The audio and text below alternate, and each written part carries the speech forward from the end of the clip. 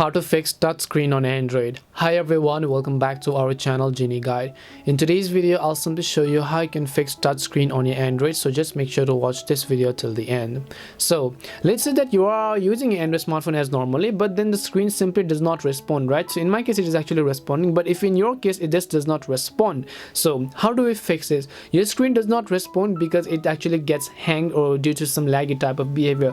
Now do not forget to understand and underestimate the power of restart, because in most of the cases, 90% of the time, a simple restart can actually solve your problem and then help save your entire night or your entire day or your entire wallet. So in that case, what you can do is you have to force restart it, because of course this is not working. So in my case, it is actually the power down as well as the volume down button over here. Depending upon which phone you use, just search for the way to force restart it on Google or anything else. If you use Vivo, some kind of model, just search for how to restart Vivo model this, that, or whatever else you have. When you force restart it, just tap on the restart option. Now when you force restart it, you're actually going to go ahead and then simply restart your Android phone and then see if that solves your problem, because of course you cannot tap on the restart button like I did. There is a way to force restart it for every Android smartphone. You just have to look for the option and then see if that definitely solves your problem.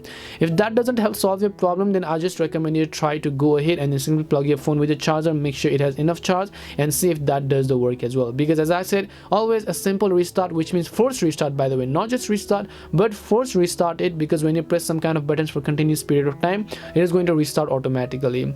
So hope this video helped you. If it did help you, then make sure to leave a like and subscribe to our channel. If you have got any more questions, feel free to leave them down. Thank you very much for watching, and see you in the next video.